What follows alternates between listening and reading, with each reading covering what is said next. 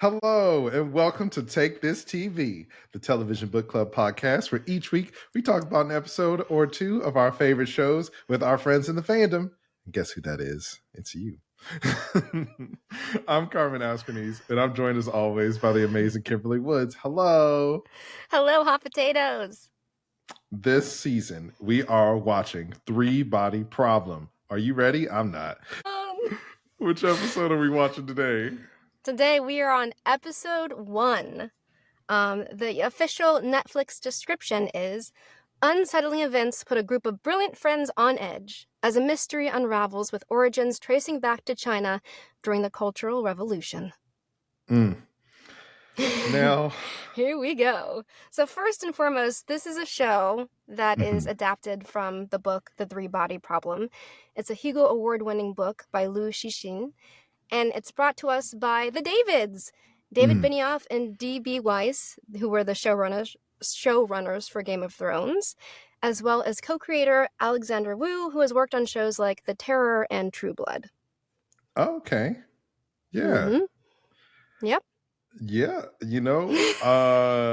let's get into it, man. Let's jump in.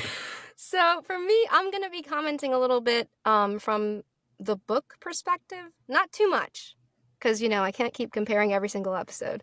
But just so you know where I'm coming from, I'm about halfway through The Three Body Problem right now. Heck yeah. And I have never read the book. I recently learned about the scientific theory, the three body problem.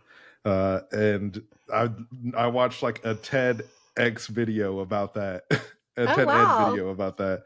And that's cool. I have the smallest understanding of what it is. So I'm essentially the layman coming into this.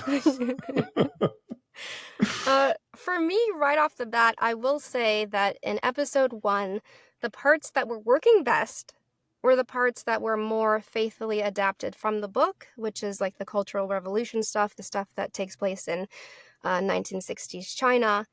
Those parts were working the best for me.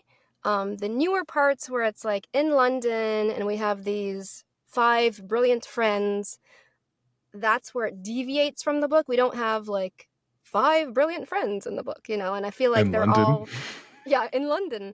We're hot. It's the everybody's got to be hot, man. So that's a little bit where it differs. But we start out with the Cultural Revolution. We have a physics professor being humiliated while his daughter, Yuan-Jie, is watching from the crowd. And it's quite the brutal scene that sets this whole show up. So I didn't know anything about this. And this actually happened, right? The Cultural Revolution. Yeah, I had no idea about this, and so I was like, "Oh, dang, this is like some intense stuff." And then like the physicist's wife comes out, and she's like, "You're wrong." And at first, I was because they kept saying revolution is the way or something like that, and I was like, "Are they religious? Are they like a religious group, or are they like a political group?" I was really confused. So the show assumes that you know about this Cultural Revolution, which I did not. So I was like, what is happening? Is this a real thing? Is this fiction? I don't know. Yeah, but it's based on the real thing, and they're kind of, having an attack on education and, all of these professors and academics. Yeah. I think a common theme in this episode so far, we've only watched this first episode, so it's all I've seen so far, is and I feel like this is bad to say now that I know this is a real thing that happened, but like, why do I care? Is how I felt in watching the episode as a piece of fiction. I was like, why do I care about these characters in the fiction? Because it's like we start off with the physicist being beaten to death. And then we meet his daughter in the crowd. And I'm like, okay, this is our main character. And then we're like doing some other stuff with some different people. And then some of the characters in London kind of look the same, or they have like the same hairstyle. And I'm like, is that the same person? Or like, could one of them be blonde? Could we like mix it up a little bit? And then like, there are a lot of people who are dying in this episode. And I'm like, I just met that person. And like, yes, I'm invested in like that's tragic that human life is lost, but like I don't know anything about these people, so why should I care? And I Hmm. think that that is a common theme for me in this episode of like, okay, I guess they're dead now. Like, what does that mean? I feel like, too, for this episode, I was like, wow, they are moving at a very fast pace. As I said, I was through like halfway through book one, and I felt like, oh my god, they're catching up. Like, it's already where I am in the book, practically. Like, what is happening? They kind of establish, as you've said, Carmen, like these murders, which, we discover that a lot of academics, a lot of people working in the physics field professionally are committing suicide, but they don't spend much time on it. We meet Benedict Wong, who is investigating these murders. We see him like on the scene investigating one of the murders, and then at another point in the episode, he's back in his office, and we have the kind of stereotypical, cork board with, pictures up and strings connecting all of them together. And I was like, okay, this is interesting. We're not spending much time. Like, this could be a suspenseful thing, right? Like, why are these people committing suicide? I Like, mean, like having him, I'm like, so we care about, like you're saying, that we care about these professors, that we care about these people that are dying, but they move through it so quickly just to kind of, like, set it as the lay of the land. Like, this is currently what's happening. yeah, there's a lot of plot and not much character development. And like I'm trying to hold back because I know the Davids, they did Game of Thrones, and I remember like when they branched off from the source material and started doing their own stuff with Game of Thrones, everybody was like, "What?" And I mean, it's hard. I get it, but it also just to me it feels like, but if the book is great, why why change it? Why add this new stuff? Because I think that there's like we get introduced to so many characters, and the technique of in medias res, or like starting in the middle of something, is a great way to like get people invested. But like whatever that thing is that you're starting in the middle of needs to end, or at least have some Yeah. kind of conclusion, so then we can like catch up with these people and learn about these people and move on to the main plot, or their main character journey. And I feel like that Yeah. never happens. We're always in the middle of whatever this thing is going on. And I, like, as somebody who didn't read the book, who doesn't really know anything about it, honestly, like, full transparency, if we weren't doing this for the show, I would have been like, no, thank you. Nope. That's so interesting. Like, I was dying to get your perspective because, like, as somebody who's read the book, it's like that's what's partially keeping me invested. Kind of seeing like, what are they going to do with this part? How is this going to, that sort of keeping me engaged. So I was wondering, like, how is Carmen going to feel about this? Is he going to enjoy this, or is he not going to enjoy this? What did I know you're saying you didn't really feel connected to the Cultural Revolution stuff compared to the present day stuff? Did you like that more, just out of curiosity? Because for me, I liked it more, and I thought, oh hey, it's because it's kind of more related closely to the books. Yeah, no, I thought the Cultural Revolution, and everything that's happening in China and with Yi Wenjie is really interesting, and I think that's the best part of the show. But it, like I said, I didn't know anything about the Cultural Revolution historically, and Yeah. so it just kind of happens, and then it's over, and then we're talking about like, oh, everybody hates Saul, and like these physicists and their, oh, my middle class life, and I'm like, who gives a shit? I don't. Like, what is Yeah. happening with those people that just beat the guy to death on stage? Like, what about that? Um, Exactly. so yeah, I I hope that we get to spend more time with that side of the story. I also didn't really like that the setup with Jin and Augie in the bar, when it was kind of like that stereotypical, like, here comes a guy hitting on these women, and he's gonna, like, underestimate them, and they're gonna be like, haha, but I'm a scientist. Like, I may be beautiful, but I have brains. I don't, Yeah, the way it was handled, I just kind of rolled my eyes a little bit. it was That. very like, it felt like a caricature of like a character Yeah. introduction, and I Yeah. the suspension of disbelief was definitely breaking at some moments for me too, because like I wrote down some questions. As I was watching it, I was like, they were like, this bar is going to shit, and I was like, why? Because there's karaoke there, or is it because you guys don't like that there's so many young people there and you're feeling older? Why don't you just go somewhere else? I thought you guys were supposed to be smart. Is this the only bar in town? Yeah. So that There was were weird. definitely several moments too, even towards the end of the episode, when Augie turns to Saul when he says like, "Oh, this is Morse code," and she's like, "You know Morse code?"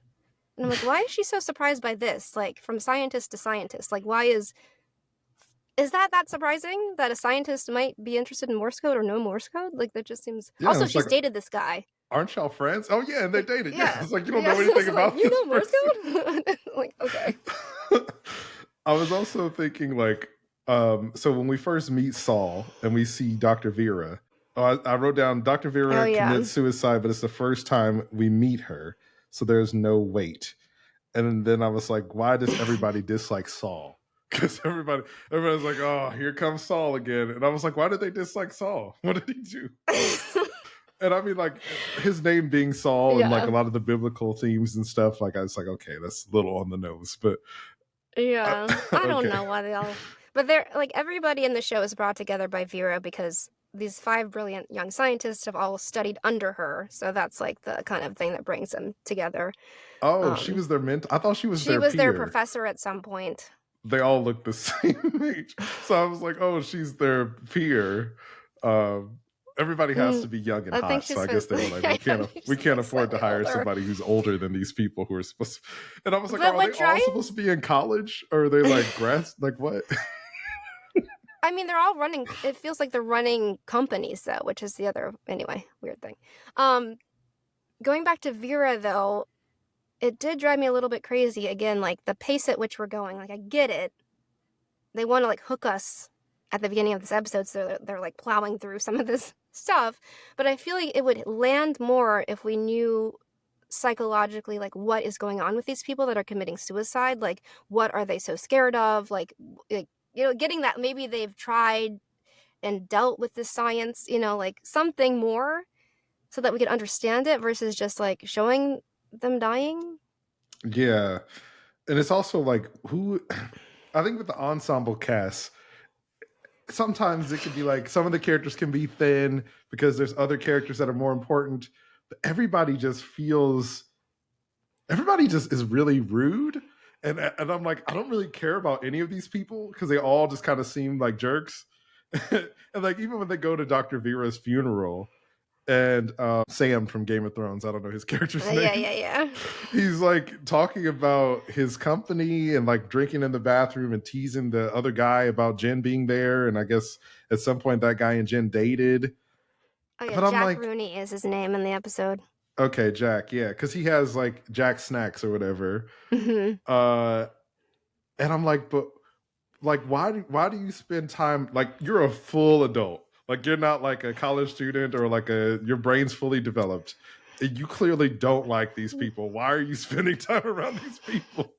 And it's like they're all supposed to be there for Vera's funeral, but it's like all this drama with all of them happening. And it felt a little bit like Grey's Anatomy, where I'm just like, I don't care about any of these people and like all this interpersonal drama. Like I want to know what are the weird numbers that Augie's seeing.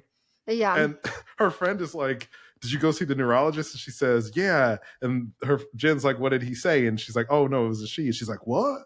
I'm like, are there no women neurologists in this world? Or like, what? Also, yeah, it's yeah. There's definitely again some weird. The additions that the Davids were adding, particularly with these characters in the first episode, were not my favorite part of this. Yeah. Yeah. We're just like ragging on it. Sorry, that didn't mean to be. I'm hoping that it gets it. Well, yeah, I do. I'm not going to talk about the next episodes, but I'm a bad book club TV member. I watched. I had a couple episodes. Oh, it's all good. I do think it gets better. But what they're showing us here, yeah, I didn't like so much. Augie, gets the flickering countdown in her head starting at the karaoke bar. I wasn't sure when they started showing this imagery what I thought of it. I thought it was a little bit cheesy at first. Yeah. With how it was like portrayed. Because I feel like they were showing like Saul looking at this graph when he was in his lab, and then we see that same like image happen, and that image like coalesces in the karaoke space, like on the screen, into these numbers. Oh, I didn't pick up on the fact that he was researching the same stuff that Augie was seeing. Like before it like formed into numbers for her, she kind of saw this like, yeah. Which leads me back to my previous question of like, if these people all know each other and they're all scientists, why isn't she like, hey, I know that you're researching this thing, Saul, person that I know and used to date. Can you, I'm seeing these That's weird, what was driving me crazy too, because at the bar they were talking about how because he's the one that was working the most closely with Vera. Like he was like at her laboratory, basically, Yeah. and she had given up, and he was still focused on like discovering whatever the deal was with the science. So Yeah. I don't know, like that fact that they don't communicate, like he calls them when they're at the karaoke bar, and then Augie doesn't answer, and Jen says something like, oh, you guys, you're so high school, or I don't know, some sort of, commentary, like, you guys aren't talking again. I'm just like, ugh, why? I'm tired. What is this teenage drama? Come on, guys. Don't you want to know what he's studying, especially, I think he was calling to tell them about that Vera had committed suicide, maybe. Mm-hmm. But it's still weird that it's like, if she's experiencing this and this person that I mean, like, even if they're not together and she doesn't like him or whatever, it's like, yeah, bruh, like, you have a medical condition. Like, get your act together. Yeah. And the fact that he's also working on this research that they can't, like, he's like trying to figure out how to explain it, right? That's kind of the premise they set up, is he's like, they've never seen this before in science, and so it's like breaking their brains. Yeah. But like, why aren't his buddies interested in this as scientists? They all need to stop being friends and find other people. They're more focused on their personal, whatever. And then so Augie is like, she doesn't answer Saul's call because she's like, let's see how you like it or whatever. And then when they see each other at the funeral, she kisses him on the cheek. And I was like, which one is it? Like, I know that Dr. Vera is dead, but it's like, do you like this guy? Do you not like this guy? Is that what this show is about? Like, I don't know. Like, okay, on paper, I like on paper, like I've read the script, but like, I like this idea of their relationship of being like ex-lovers.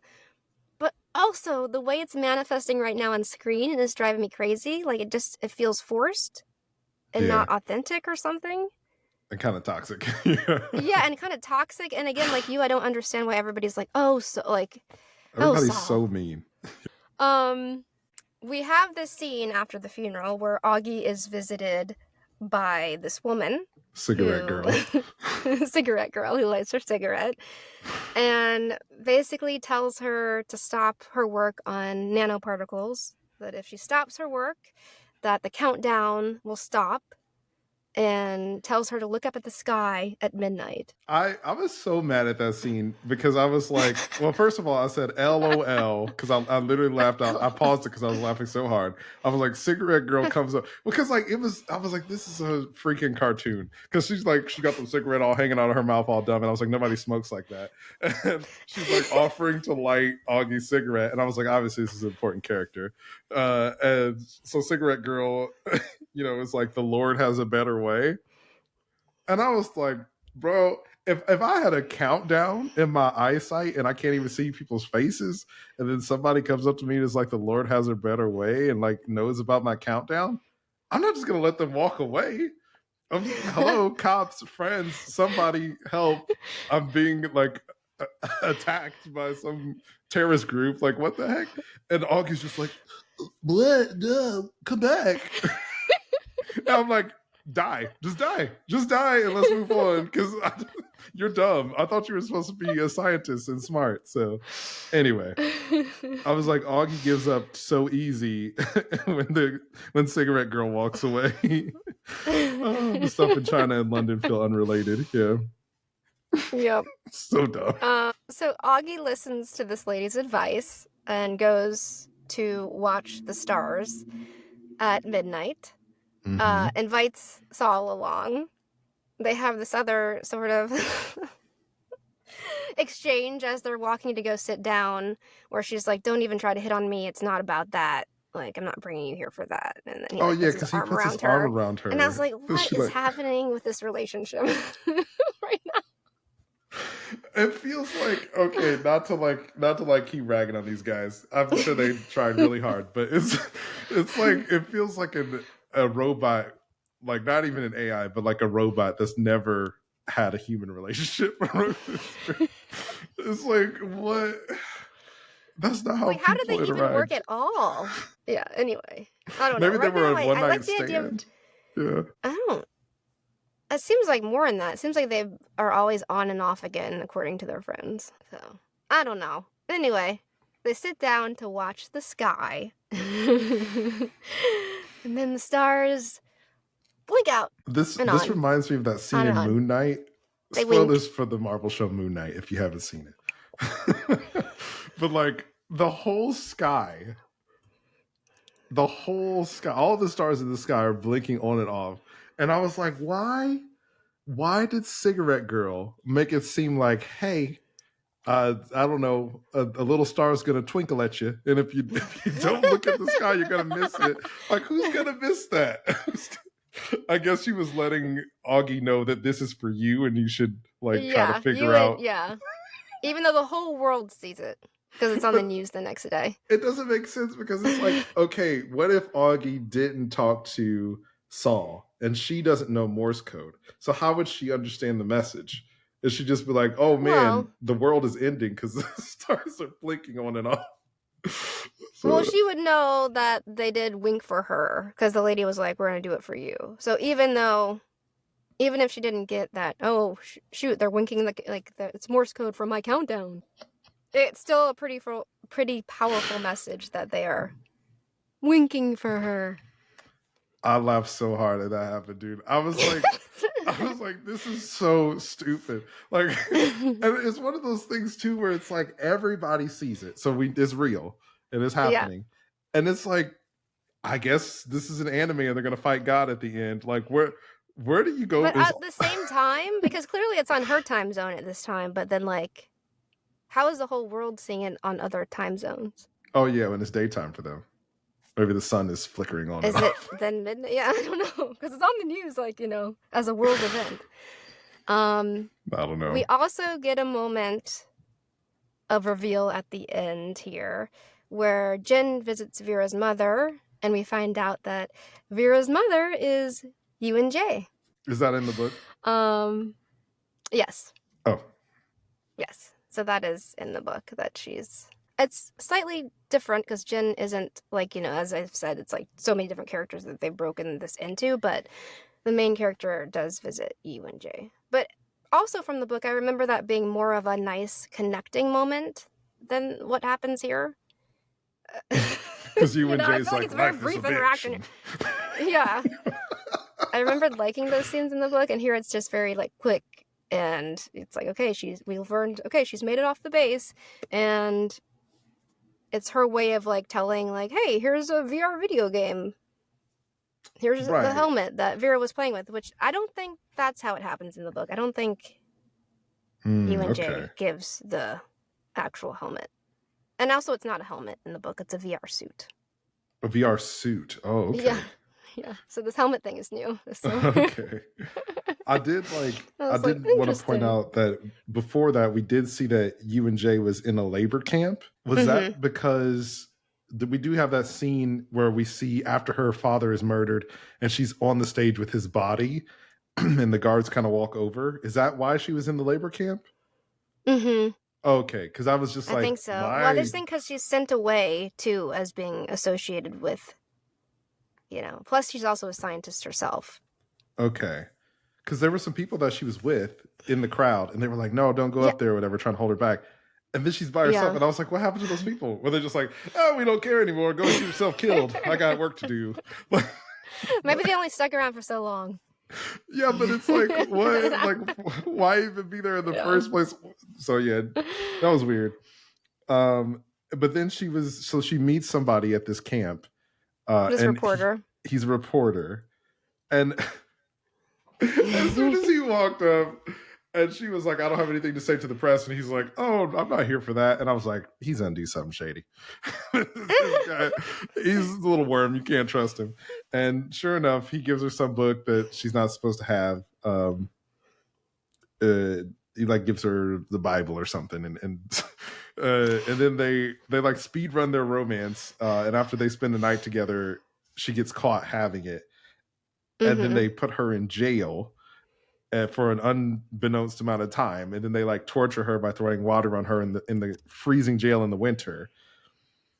And I was like, what is happening in this show? Like, there's one person who is her whole family is destroyed. Her father was murdered. Her mom's a traitor. She's in jail. She's being tortured. She was catfished by some guy who like got her sent to jail. Her life is over. And on the other side of the world, there's this quirky girl named Augie who likes to smoke cigs and hang out with her stupid scientist friends. And I'm like, what is happening? Am I supposed to care about Augie? There's a lady in jail. They said they're going to frame her for being an enemy of the state. Why do I care about Augie and Saul's relationship? I was like, what is this show, dude? Anyway. It's so funny. It's so funny. And somebody wrote this and was dead ass serious. Like, this is it, guys. This is the shit right here. Oh man. Those scenes are so good because the scenes in China, which, you know, by the way, the whole book took place in China, so we don't have the London thing. But anyway, it's adapted for an international audience. I get it. The scenes in the jail, we see Yu-Jay's like strength because she's given an out, but it's basically like similar to her mother. It's like, hey, if you say that all of this is false, you know, then you know, we'll let you go. And she's like, I'm not doing that. Yeah, honorable. So, I was like, yeah, she's awesome. Yeah, so I love that. But ultimately, they decide that they need her smarts, so they let her go to the Red Coast base. Which these scenes, Carmen, are kind of exactly like I pictured them in the book, like this like mountaintop thing with the satellite. It was like, oh my god, like this is so close to how I envisioned this. It was really cool to see that portrayed on screen. Heck yeah. And so, you know, we're wondering, like, what is she doing? This is top secret. And we don't find out until the end of the episode because they intercut it with the blinking stars here, what exactly this base is. They're trying to communicate with God or whoever's out there. Yeah. with Thanos. I did also laugh out loud when Jen is talking to older Yu-Jay, and she's like, did Vera do anything strange? And she's like, she played video games. And I laughed very hard, and I thought that was really funny. And then it was surprising that Yu-Jay was Vera's mom. So I was like, what? Oh my gosh. And then at the end, we see Jen have the headset because she takes it.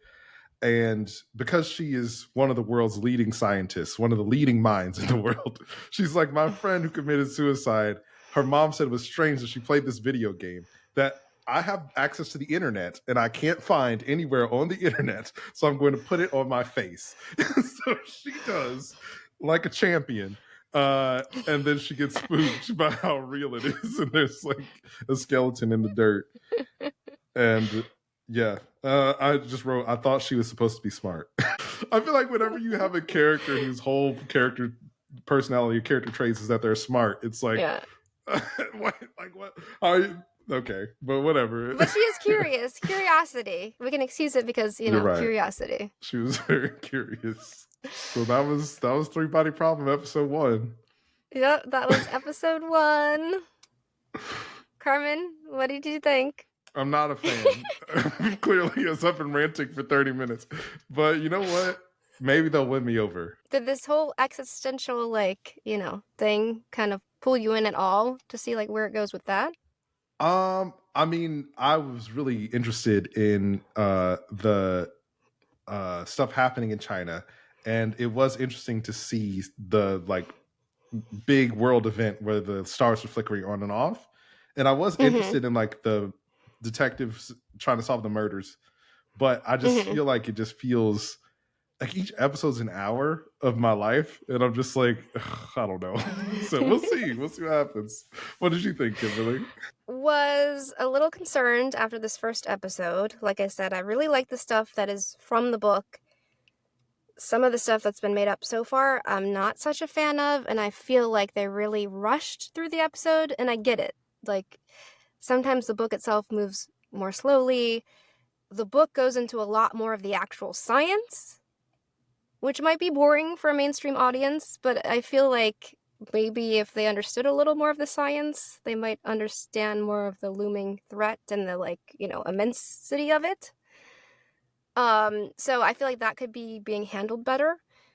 But I do think, since I've seen ahead a couple episodes, that it does get better in my opinion. But after this first one, I was a little disappointed and very nervous about how the series is going to be handled. Oh man. Well, I'm excited to see the next few episodes. Yeah. Thank you everybody for joining us. Make sure to follow us at Take This TV on Instagram and TikTok. Let us know what you thought. Have you read the books? What do you think? Are you excited for the next episodes? Yeah. And remember, it's dangerous to watch TV alone.